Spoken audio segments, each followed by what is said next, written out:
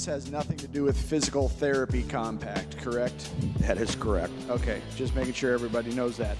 And you may see a kind of a similar line of questioning to the previous bill. I'm going to point out once again, what does this have anything to do with Veterinary Medicine Surgery Act? Not on this particular bill, no. Okay, I just want to point that out, and I hope we can work on changing that for future bills. Thank you. So, State Representative Sen David Meer, yesterday, final day of fall veto session, asking questions about bills that were coming up last minute that were not about what was the original subject matter of the bill. And that's a typical practice we see at the State House all the time, especially during these kind of end of session type of days. All right, welcome back. It's Bishop on Air. I'm Greg Bishop. Cover the State House for the Center Square and Illinois Radio Network. And I tell you, I haven't done this now for almost 10 years. It's amazing to watch how the sausage is made, and especially at the tail end of sessions. So just a quick overview of how the Illinois legislature works, okay? You've got two chambers, the House and the Senate. They have to pass legislation out of both chambers before it can get to the governor's desk for a signature. They are 2-year terms in the House. Now, the Senate has staggered terms, but ultimately you have what's called a General Assembly. That's the House and the Senate working together to pass legislation. The General Assembly has 2-year terms. So we just finished up the first of this General Assembly's 2-year term. So they're coming back next year for the second year of the 2-year term for the General Assembly. So all the legislation, the thousands of bills, I think they've got like 7,000 plus bills that they filed, if not more. I'll have to double check that number, but thousands of bills that have been filed in this first year. Those bills are still very much alive going into the second year term. Okay, so just so people understand. So when we're talking about this, just understand that a lot of this legislation is still very much alive and could come up before the end of the second year of the 2-year term. So some of the things that advanced in the spring, they got signed. There were, 665 bills that Governor J.B. Pritzker signed. He vetoed a handful. So for the legislative calendar, each year of the 2-year term, you've got spring session where they have to get a budget together. That's the main thing they got to do. And they got to do that by May 31st with a simple majority. If anything after May 31st is passed and enacted immediately, has to pass with 72 votes in the House and a supermajority in the Senate. So the political makeup of the legislature, you've got Democrats controlling both chambers, all right, with supermajorities. And, of course, a Democrat governor and Democrats office holders across the state. So Republicans are in the super minority. A lot of the legislation they file doesn't get heard. Some does. But sometimes you also have bipartisan measures that do come together. And one of those bipartisan measures that came together that was passed in the spring, but the governor vetoed, was a nuclear moratorium. We'll talk about that in a moment. Another bill the governor vetoed dealt with high energy transmission lines and allowing for Ameren, for instance, to have the right of first refusal to build those transmission lines. And so that bill passed and it was signed. It was a bipartisan bill and it was signed it was put on the governor's desk, but it mandatorily was vetoed. So they came back and said, okay, well, they're not going to go for the high transmission line right of first refusal. They're not going to try to override the governor's veto on that. But instead, they brought a different bill that had all the other underlying stuff in it. And it was a bill when they gutted and replaced this shell bill, right? Because here we are at the tail end of a session. A state bill has to pass through both chambers in order to become law. So when you have to do that and read a bill 3 times in one chamber, pass it, read a bill 3 times in the other chamber and pass it, then, if there's any changes in the Senate, that has to go back for concurrence in the House. So the bills can go back and forth. At the tail end of a session like this, a lot of times legislators will take what's called a shell bill that has, one line crossed out of it and the is changed to the. They pass that. They pass hundreds of those out of one chamber, so it's set up in another chamber, right? So that they can then take it from that chamber, gut and replace it, pass it back to the other chamber, and then they can just go ahead and voila, it's passed in a matter of 48 hours to a day. And that's what we saw yesterday with one bill in particular, a bill that was about the physical therapy compact. All right, look at this. I mean, the bill is, Senate Bill 1699. It's about physical therapy compact. And, didn't really have to do with that. Here is Larry Walsh Jr. He is the sponsor of this bill. Talks about what exactly is going on here. With the amendment, floor amendment number 3, becoming a bill, this was the underlying language of House Bill 3445 without dealing with the right of first refusal. So the remaining portions that we voted on back in the spring would allow public universities to access renewable energy credits through the adjustable block program, requires the Illinois Power Agency to conduct comprehensive policy studies on a number of issues relating to energy transmission, procurement, and generation. And thirdly, it contains the wind siting trailer language that the Farm Bureau had requested when we passed House Bill 4412 out of the 102nd General Assembly. Happy to answer any questions. Ask for an aye vote. So some of the questions were, again, how the bill that's being voted on now has nothing to do with, what was it, physical therapy? Here's C.D. David Meer. Just making sure this has nothing to do with physical therapy compact, correct? That is correct. Okay, just making sure everybody knows that. Again, we see this time and again. And one bill, the gun ban, for instance, started out as like an insurance bill. And then they gutted and replaced it during lame duck session of the previous General Assembly, passed it in a day, and then the governor signed it that day, January 10th of this year, if you recall. Here is, the vote of that bill. Again, it had nothing to do with energy. It has the top line headline was physical therapy. President, and this bill, having received the constitutional majority, is hereby declared passed. All right. So there you go. Another bill dealing with energy, the nuclear moratorium being lifted. This was a bipartisan effort that was brought about by State Senator Sen Resen. She wanted to lift the language in state law that says there's a moratorium on new nuclear power facilities being built. That passed with bipartisan support in the spring. The governor vetoed it, saying it was too broad of language. He was worried about, large nuclear reactors being built. He wanted more small modular reactors built. So they brought about a gut and replace of a bill, and they went ahead and brought that up. And yes, indeed, it had nothing to do with nuclear power. House Bill 2473, a shell bill for veterinary medicine and surgery. Gutted and replaced and made a bill about lifting the nuclear moratorium. It'd be one thing if the bill had, something to do with energy, but it wasn't. It was, again, what is it? It's about veterinary medicine. So, all right. Here is some of the debate back and forth. You've got state representatives talking about what the bill is. And one in particular, State Representative Moeller, talking about this piece of legislation and how important it is to make sure to get it right. Decarbonize our electricity grid and electrify our transportation networks. We are going to need energy options for the future. And I think nuclear has to be one of those options on the table. And again, appreciate the thoughtfulness that went into to crafting this legislation, the ability to take a pause and come back with a framework that ensures that we have regulations in place. And making sure that we got the right energy policies in place. A lot of this being driven because, and we'll touch on this with State Senator Sen Resen after the measure passed. She held a news conference at the Capitol.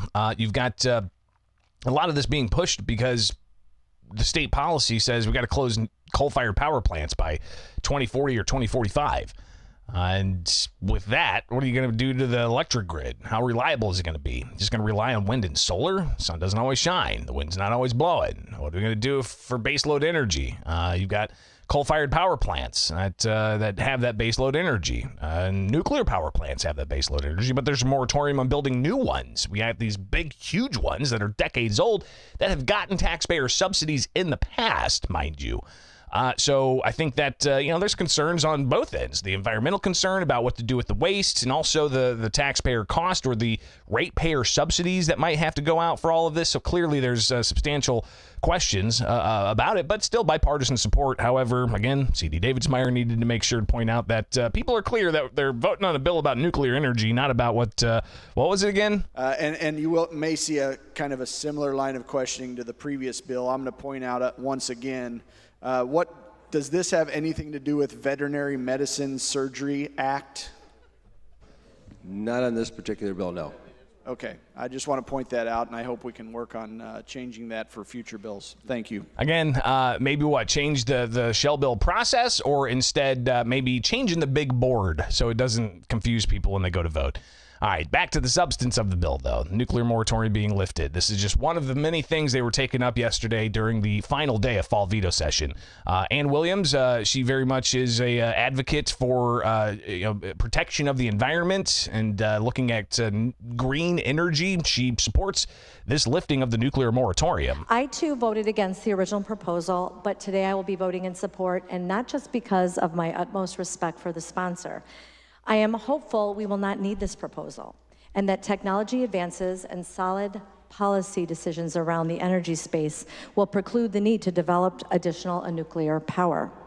I don't believe that nuclear power, with all its risks, costs, and costs, are the answer to our climate crisis or addressing our capacity needs. I do think it can continue to serve as a transition as we work to develop and grow our renewable energy resources: wind, solar, geothermal, sources of energy that are safe, clean, reliable, and renewable. We haven't talked much about geothermal, but it's growing and holds so much promise for building up our renewable future. So geothermal now being talked about. You've had others who've said, hey, what about carbon capture and using that for some kind of energy source? We just saw the carbon pipeline thing being killed. They aren't going to pursue that, to have a CO2 pipeline pipe through like 14 Illinois counties to put it deep into the ground. That's another untested technology, so to speak. But windmills. Even in my community, as I head onto the highway, I see a little sign that says, get the facts, and it's got a windmill with a cross through it. I got to get more information about what's going on there, because that CO2 pipeline was supposed to go right through Sangamon County, not too far from where I live. So what's going on with these windmills? Do I want that, cluttered up in my backyard? Big dominating windmill. I don't want to be necessarily that fabulistic character who's tilting at windmills, but people have concerns about that. But State Representative Marty McLaughlin, he also talked about this bill, and in particular, just making sure that costs don't get out of control and people start getting bailed out. Lance, I was thrilled when you brought this forward. And I think you remember what I said back in the spring. Absolutely thrilled that we're going to go down this path of clean, green nuclear energy. I just want to make sure that when the costs come forward, it doesn't clean all the green out of middle-class families' wallets, because we haven't thought about the size and type from a transmission perspective. But I appreciate your responses. Thank you. So, again, McLaughlin, just making sure that people aren't, having to pay exorbitant amounts of money for all of this. Here is Lancedock, a Democrat who brought this bill in the House. The experts predict being asked questions by Representative Jimenez. The experts predict how long that it will take for them to come up with this. How long will the experts think it'd take to come up with a political solution, or? Talking about waste. Refine your question, please. I'm sorry. Sure. So how long will it take for the experts to determine what the political solution and on the waste? I would have to ask. Well, I don't know who the experts are. It's a political issue in Congress. But on the scientific solution, can you repeat that answer? Yeah, the scientific solution is to store the spent nuclear rods underground in the desert or other places like they do in some of the European, Scandinavian countries.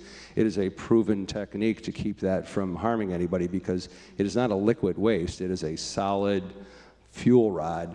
And so we know the science behind it. The problem we have in the United States is we cannot politically get the spent fuel rods to Yucca Mountain or another depository, which the federal government is mandated to do, but it has been, much like many political situations in Congress, it's mired in partisanship at the moment. That's my best answer. So in lieu of that, then what is going to be the resolution? Well, the resolution right now is in the future, we'll continue to do what we do with all of our 96 facilities around the United States and store the spent fuel rods on site. And if the advanced nuclear reactors come to be like we believe they will, they could actually refine some of those spent fuel rods and eat up some of the fuel that way. So that measure passed the House after the day before on Wednesday, passing the Senate. So they did end up getting that bill across to the finish line. We'll see it get on Governor J.B. Pritzker's desk for a signature. But again, this measure, it had nothing to do with nuclear energy, at least the title. Have all voted who wish. It was about veterinary medicine. So we'll see that shell bill process continue to play out. But again, that was a bipartisan bill. It was a measure that was originally brought by State Senator Sen Resen in the Senate and then brought by Lancedock, a Democrat, in the House. Here is Senator Resen talking about the importance of this, especially when it comes to grid reliability. Well, as Representative Yannock said, our permit process to go to receive a permit for the new nuclear is 6 to 8 years before it's built out. So we're not talking this is going to happen in a year or so. And the concern is, to your point, that we do have coal plants going offline, especially in southern Illinois in the MISO system. MISO system has had red flags for the last 3 years. If you follow on the MISO app, there are red flags saying, warning, warning, we are very close to brownouts in southern Illinois. This is a very real circumstance. So we have to start preparing for that. Will we be able to backfill the coal with new nuclear by the year 2025? I think that's premature, but I do feel that by lifting the ban, it allows for new nuclear to be part of our portfolio by the end of 2029, 2030. So in energy space, that's not a long time, but if we wait any longer and if we didn't pass this bill, we would have just prolonged what we know is right around the corner, which are potential brownouts in MISO. And I will also add, there was a report that looked at MISO, the reliability in MISO, but also PJM. And in the first time, we have seen in this report that they're concerned about, because of the premature closures of energy plants in PJM, which is in northern Illinois, they are concerned about reliability in the PJM. That's the first time that we've seen that. So reliability is an issue. Reliability is an attribute that you need to consider when you put your energy portfolio together, and this ban helps. So lifting the moratorium is what they did. They'll get it on the governor's desk, and they also want to make sure they lift the moratorium so they can start working towards permits, because you got to get the federal government to oversee a lot of this as well. So we'll be watching that space closely. All right, so that's kind of some of the highlights. They did also advance a measure out of the House and Senate that deals with education, but not the Invest in Kids Act. We'll talk about that in a moment. They did pass a measure out of the House and Senate dealing with Chicago school boards and laying out the maps for an elected school board. So they got that across the finish line after some questions about what kind of ethics policies they'd implement. All right, so stay tuned. We'll talk about another education issue, the Invest in Kids Act, a lot talked about yesterday, but it looks like that the vote was not called. The bill was not called. The vote did not happen. So the Invest in Kids Act is sunsetting December 31st because state legislators are gone until January 16th. So we'll get to that next. Stay tuned.